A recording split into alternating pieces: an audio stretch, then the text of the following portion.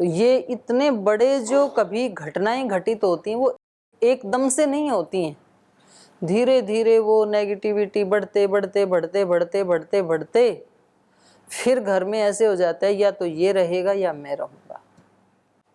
और अब रहने वालों को, जो उनको संभालने वाले हैं, उनको मुसीबत, क्योंकि रखना तो दोनों को ही होता है। कभी तो घर में ऐसे पति पत्नी में ऐसे झगड़ा हो जाता है, बोले घर में या तो ये पत्नी रहेगी या तो मैं रहूँगा। माँ बाप को मुसीबत, क्योंकि रखना तो दोनों को ही चाहते हैं।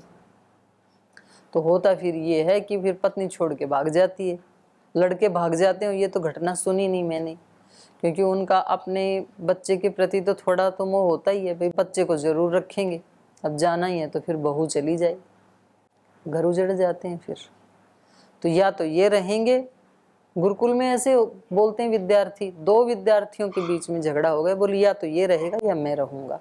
अब आचार्य को मुसीबत, बताओ कौन से को रखे। और कभी व्यक्ति फिर ये कहता है कि या तो ऐसा होना चाहिए या मैं जीऊँगा ही नहीं, फिर या तो मेरी मौत, मर भी जाते हैं। तो इसकी शुरुआत होती है एक नकारात्मक विचार से, और वो नेगेटिव शक्तियाँ ऐसी घूमती रहती हैं, कहीं ना कहीं से आ जाते हैं वायरस। तो उसको तुरंत यदि नहीं हटाए तो फिर कुछ का कुछ ही हो जाता है। तो अब देखो आगे कहाँ तक जाएगी तबाही।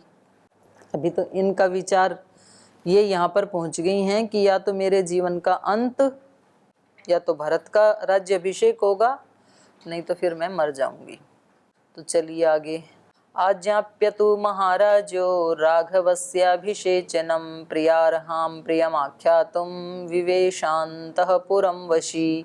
स कैकेय्या गृहं श्रेष्ठं प्रविवेश महायशः न ददर्श प्रियां राजा कैकेयीं शयनोत्तमे।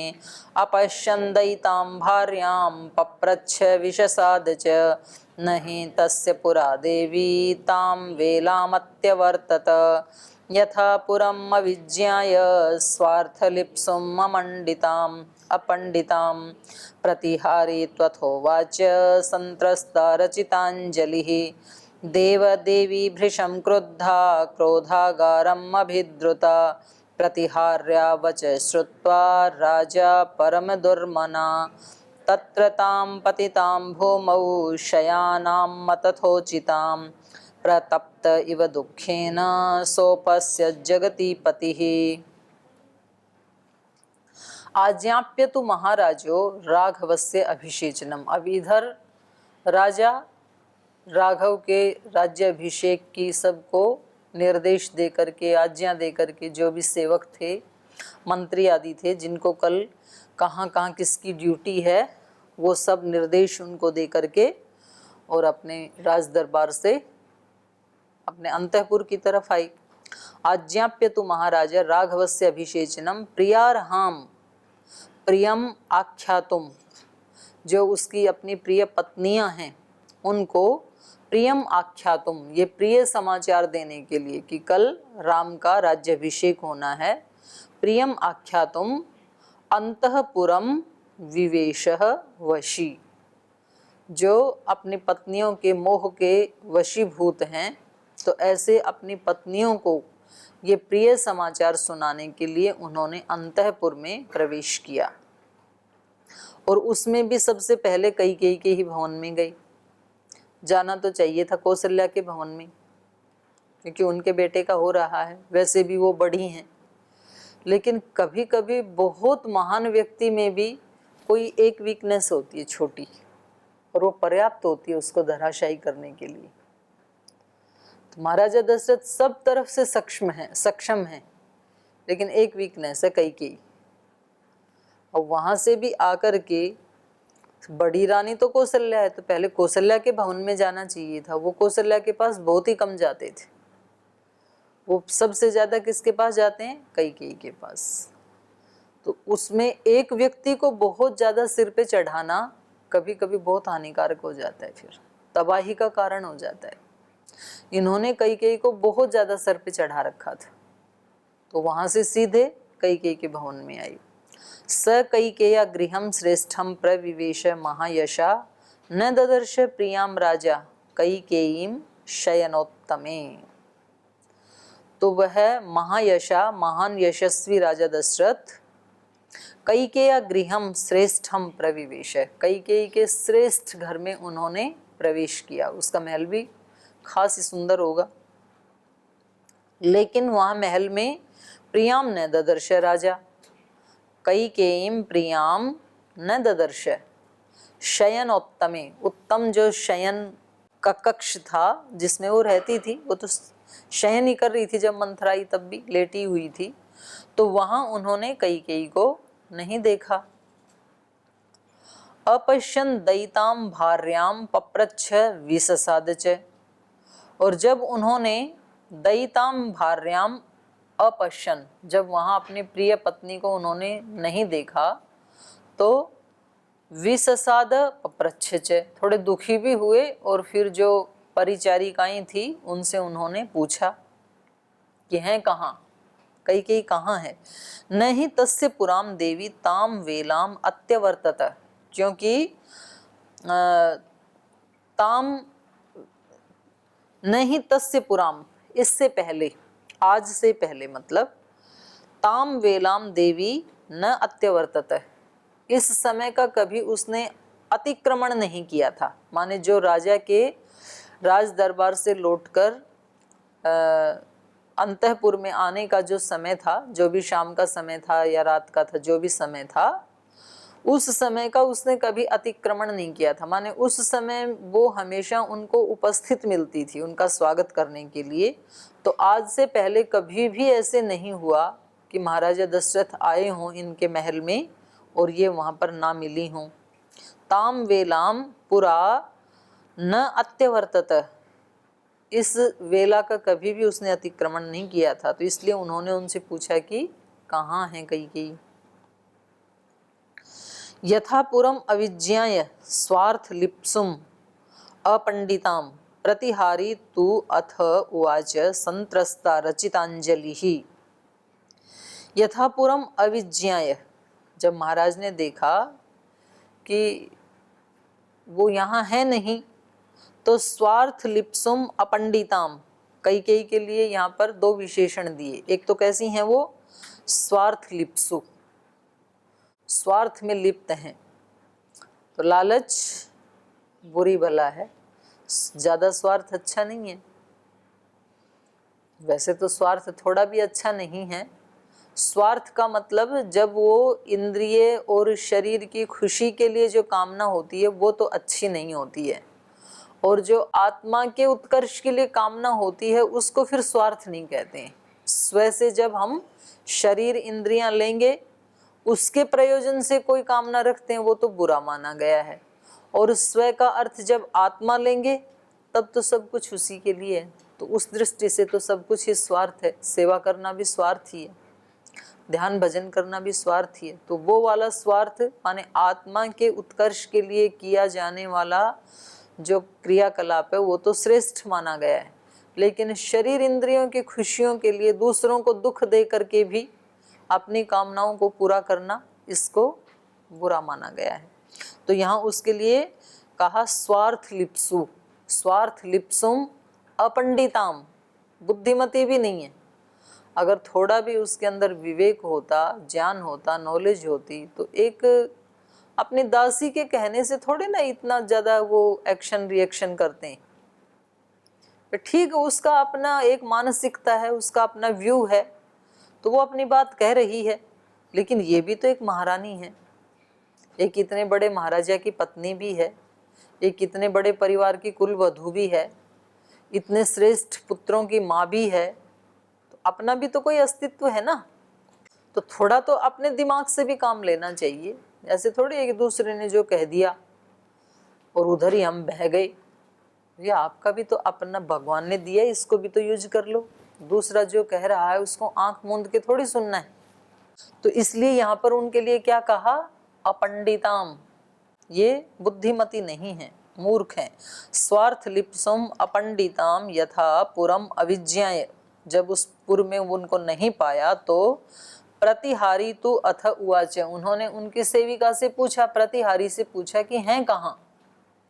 तो उसने बड़े रचितांजलि, बड़े डरते डरते हाथ जोड़ करके उसने इशारा किया कि इधर गई हैं, कहने की भी हिम्मत नहीं है। प्रतिहारी तु अथ उवाच संत्रस्ता, डरते हुए, संत्रस्त होते हुए, क्योंकि वे बड़े लोगों को क्या पता किसका सर कट जाए। जो जिसने कुछ कहा वो ही गया, तो इसलिए बड़े लोगों के दोष बताने के लिए भी हर व्यक्ति हिम्मत नहीं करता है। बोल जी यदि मैंने ये बता दिया ना तो मेरा कल्याण है, फिर पता ही नहीं लगने देते हैं। नेताजी सुभाष चंद्र बोस कहाँ गए, कैसे गए, क्यों गए, आज तक नहीं पता किसी को। लाल बहादुर शास्त्री कैसे गए, क्यों गए, कैसे मरे, आज तक नहीं पता किसी को।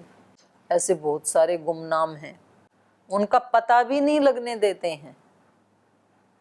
तो ये परिवार में भी होता है, ये थोड़े बड़े परिवार में भी होता है, फिर ये स्टेट में भी होता है, देश में भी होता है, पूरे विश्व में भी होता है, सब जगह होती है। ये मनुष्य की दुर्बलताएं हैं ना, उन्होंने सब जगह डेरा डाल रखा है। तो प्रतिहारी क्या है, संत्रस्ता, डरी हुई है, वो सहमी हुई है। तो उसने बड़ी हिम्मत करके बेचारी ने इशारा किया कि वो इधर गई हैं। देव देवी है, ये दीवी नहीं है, इसको ठीक कर ले, मिसप्रिंट हो रखा है। देव देवी भृशम क्रुद्धा क्रोधागारम अभिद्रुता प्रतिहार्या वचे श्रुत्वा राजा परम दुर्मना।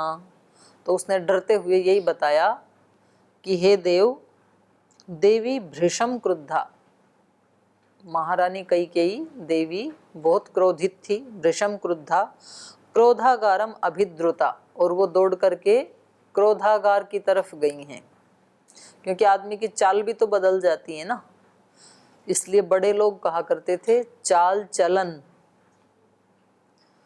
बड़े लोग जो होते थे, जैसे उसके काम से, आज भी गांव में कहीं ऐसे घिसा पिटा सा रिवाज है, जब कोई नई वधू घर में आती है ना, तो घर में प्रवेश करते ही जो उसका वर है, पति है, तो ऐसी एक प्रथा है, वो कुछ बर्तन रखेंगे वहाँ पर, थालियाँ रखेंगे 5, 7, 10, उत्तर भारत में ऐसा, बाकी का मुझे नहीं पता। तो वो वर आते ही उनको इधर उधर बिखेर देगा थालियों को, और फिर वधू जो नई आई है अभी बेचारी, उसको कहा जाता है इसको आप इकट्ठा करो, समेटो। तो ये माना जाता है अगर वो धड़ाम धड़ाम से उठा उठा के डालती है, यदि आवाज करती है यदि, तो इसका मतलब ज़्यादा समझदार नहीं है। और यदि वो बिल्कुल भी आवाज़ नहीं करती है तो समझा जाता है कि वो समझदार है। तो अब तो पता लग गया लड़कियों को भी, तो जो समझदार नहीं है वो भी बड़े आराम से रखती है, लेकिन बाद में काफ़ी आवाज़ करती है। लेकिन वो ऐसे छोटे छोटे काम करवा के देख लेते थे, जो बड़े लोग होते थे ना, चाल से पहचाना जाता है आदमी, उसकी चाल कैसी है। अहंकारी व्यक्ति की अलग चाल होगी, घमंडी व्यक्ति की अलग होगी, कुलीन व्यक्ति की अलग होगी, जो बहुत अंदर से असंतुलित है उसकी अलग होगी, क्रोधित व्यक्ति की अलग होगी, ऋषि व्यक्ति की अलग होगी। तो चाल, जैसी चाल वैसा चलन। तो चाल से भी, चलन का मतलब होता है आचरण, व्यवहार, उसके जीवन की स्थिति, ऐसे बोला जाता है। तो एक एक एक्टिविटी से भी, क्योंकि जो कुछ अंदर चल रहा है वो हमारी बाह्य एक्टिविटी में रिफ्लेक्ट होता है, पता चलता है व्यक्ति के एक एक काम से। एक व्यक्ति अपने काम को इतने परफेक्शन के साथ इतना सुंदर कर रहा है, इसका मतलब है कि उस व्यक्ति ने उस काम को करने में अपनी जान झोंक दी पूरी, मतलब उसका चित्त बहुत एकाग्र है, उसकी शक्तियां बिखरी हुई नहीं थी, उसकी शक्तियां एक जगह थी, उसने उसी काम के ऊपर फोकस किया, इसलिए वो इतना सुंदर कार्य आया बन करके उसका परिणाम। एक व्यक्ति झाड़ू भी निकालता है ना, तो झाड़ू की एक सींख उधर एक उधर, वहां तक जाते जाते आधी तो झाड़ू बिखर जाती है चारों तरफ, फिर दीवार के साथ थोड़ा कूड़ा पड़ा है, फिर उधर थोड़ी डस्टिंग है, तो वहां पूरा कमरा साफ करते करते ये नहीं पता सफाई की है कि गंदगी की है, दोनों में से किया क्या है। तो इससे पता लगता है उसकी चेतना एकाग्र नहीं है, उसका चित्त एकाग्र बिल्कुल नहीं है, उसने अपनी सारी शक्ति को इस काम में बिल्कुल नहीं लगाया है। ठीक है, एक वो पूरा कर दी, फॉर्मेलिटी पूरी कर दी। तो एक कपड़ा तो कबीरदास बुनते हैं, चदरिया झीनी रे झीनी, उसी में उनको दर्शन हो गया आत्म तत्व का। और दूसरे भी बुनते हैं जो बुनते बुनते अपना हाथ ही कटवा लेते हैं, इतने ज्यादा उनकी चित्त की स्थिति विचलित होती है, उसमें मशीन में ही हाथ डाल देते हैं फिर साथ में। तो ये ही काम है संसार के, जो कुछ हम करते हैं ना, इससे अलग नहीं करते महापुरुष, वो ही काम करते हैं। घर में माँ अपने 2-4 बच्चों को संभालती है, आश्रम में गुरु अपने 100, 200, 500, 1000 शिष्यों को संभालता है। काम तो बराबर ही हुआ ना बच्चों को संभालने का, लेकिन एक की चेतना इतनी ऊंची होती है कि वो हजारों को संभाल लेता और फिर भी खुश, और एक ने चेतना इतनी बिखेर रखी है कि 2 का भी ठीक से पालन नहीं करते और फिर भी डिप्रेशन, फिर भी बीमारियां, फिर भी रोग। तो काम ये ही होते हैं, उन्हीं कामों को कार्य से भी पता लग जाता है। तो यहाँ कई के लिए क्या कहा उन्होंने, अभिद्रुता, क्रोधागार की तरफ वो दौड़ के गई हैं। अगर तो उनका चित्त शांत होता, प्रशांत वाहिता होती चित्त की, तब ऐसे दौड़ के थोड़े जाती। आदमी गुस्से में ही तो जाता है ना ऐसे एकदम से कि ठीक है फिर मैं भी चला, तो उसकी चाल उस समय अलग होती है। जैसे यहाँ किसी विद्यार्थी को डांट दें और फिर जब वो कमरे से जाता है, ठीक है तो मैं जा रहा हूँ अभी, तो तब उसकी चाल अलग होती है। और जब वो बहुत शांत होता है तब उसकी चाल अलग होती है। तो कई की चाल से ही पता लग गया जब इसने कहा, प्रतिहारी ने, क्रोधागारम अभिद्रुता, क्रोधागार की तरफ वो दौड़ करके गई है, मन तेजी आ गई चाल में, बैलेंस नहीं था। तो ये समझ गए, इसलिए प्रतिहारिया वचे श्रुत्वा, इसके वचनों को सुनकर के राजा परम दुर्मना, इसका मन दुर्मन हो गया, सुमन नहीं रहा, अच्छा मन नहीं रहा, खुश मन नहीं रहा, प्रसन्न मन नहीं रहा, दुखी मन हो गया। क्योंकि एक तो क्रोधागार में जाना, तो ये पहले अपने आप में ही इस बात का संकेत है कि मन खुश नहीं है उसका, और वो भी दौड़ते हुए जाना, तो इसका मतलब ज्यादा ही दुखी है, ज्यादा ही क्रोधित है। वृषम क्रुद्धा, ऐसे कह भी दिया उन्होंने कि वो थोड़ी क्रोधित नहीं थी, कोई छोटा मोटा, एक तो नाराजगी होती है ना, रूठना, नाराजगी, एक तो थोड़ा होता है, और एक तो होता है आर पार का क्रोध कि भाई आज तो तबाही ही मच जाने वाली है। तो इसलिए इन्होंने बताया कि वो तो ऐसे ऐसे गई हैं, तो ये परम दुर्मना, अत्यंत दुखी हो गए, इनका मन भी, क्योंकि इनको भी पहले तो कुछ लक्षण तो दिख ही रहे थे कि कुछ तो कुछ होने वाला है। तो ये जो ऐसे ऐसे संकेत हैं, वो आधे व्यक्ति के मन को तो दुर्लभ वो संकेत ही कर देते हैं, जो उन संकेतों को पकड़ता है।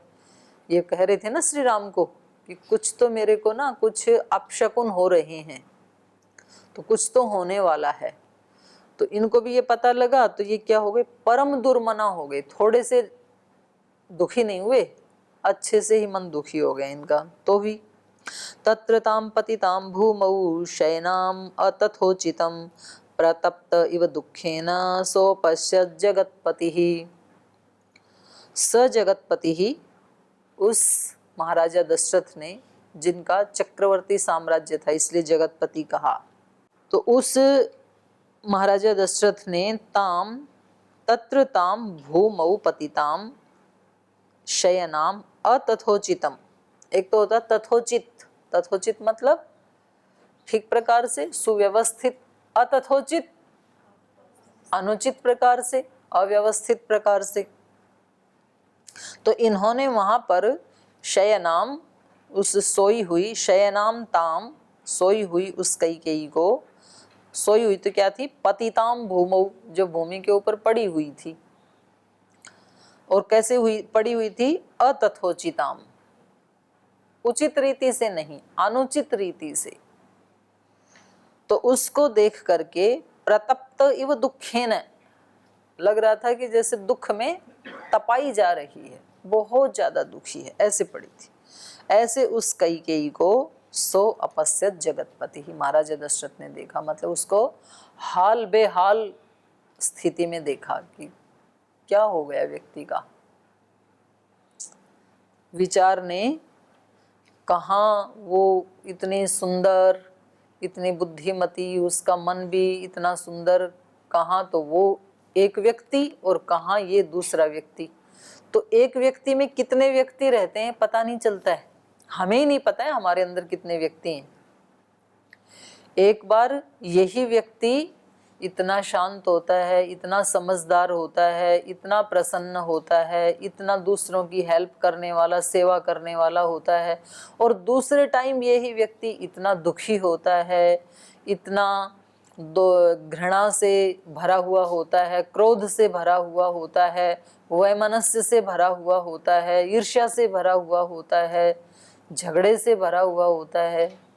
कितने सारे व्यक्तित्व हैं एक ही इस व्यक्ति के अंदर, ये व्यक्ति को स्वयं भी नहीं पता।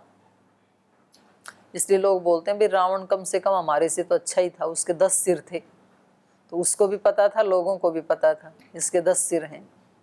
हमारे कितने सिर हैं वो हमें भी नहीं पता, औरों को भी नहीं पता। किस मौके के ऊपर कौन सा वाला निकल के आएगा सिर, किसी को नहीं पता है। तो इसलिए यहाँ पर इन्होंने भी कैकेयी का ये रूप देखा तो इनको अत्यंत कष्ट हुआ, क्योंकि आज से पहले तो कभी ऐसा देखा नहीं।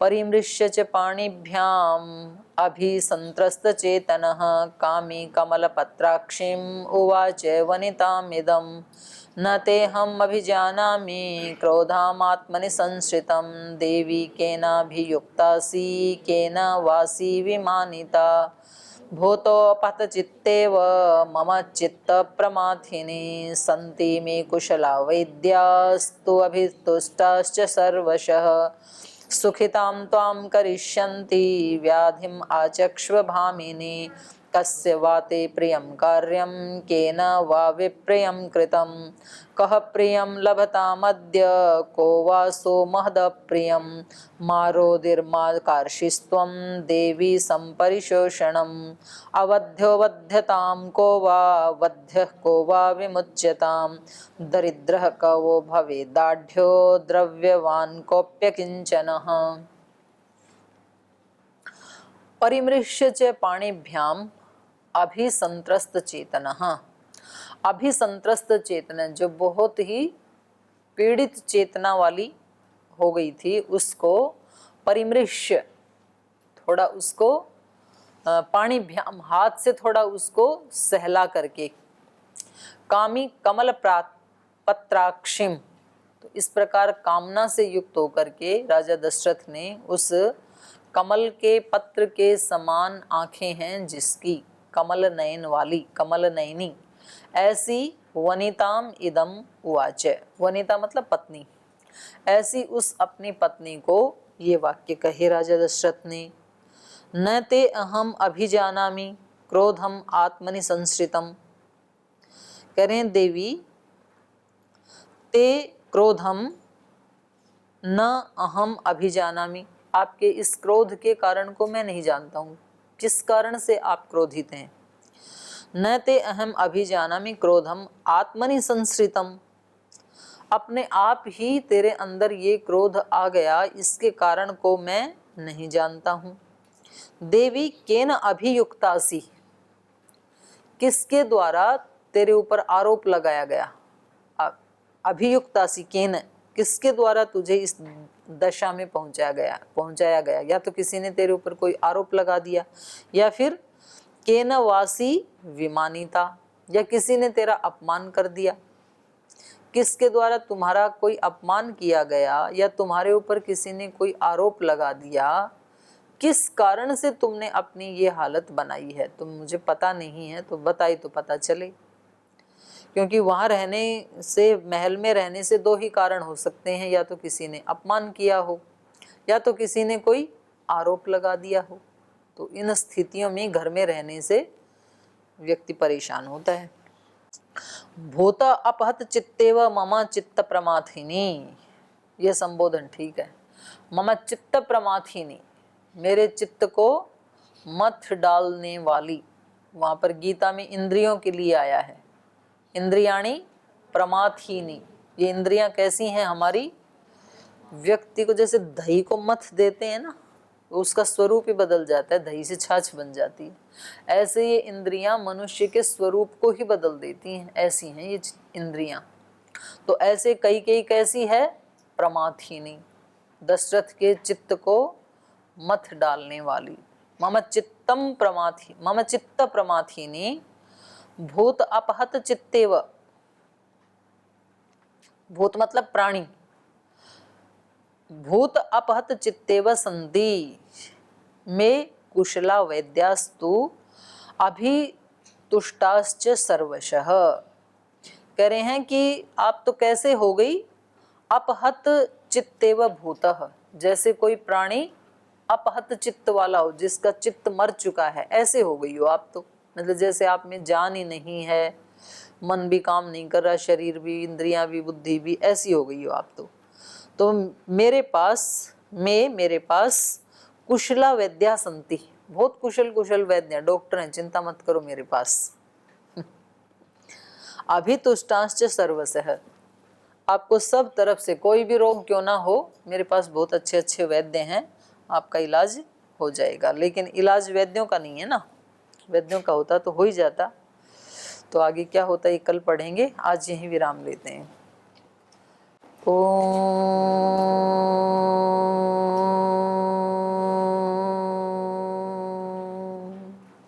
शांति शांति शांति। श्री गुरुभ्यो नमः। राम का गुणगान करिए, राम का गुणगान करिए, राम प्रभु की भद्रता का, सभ्यता का ध्यान धरिए, ध्यान धरिए, राम का गुणगान करिए, राम का गुणगान करिए, राम के गुण गुण चिरंतन, राम के गुण गुण चिरंतन, राम गुण सुमिरण रतन धन, राम गुण सुमिरण रतन धन, मनुजता को कर विभूषित, मनुज को धनवान करिए, ध्यान धरिए, राम का गुणगान करिए, राम का गुणगान करिए, राम का गुणगान करिए, राम। ओम श्री गुरुभ्यो नमः।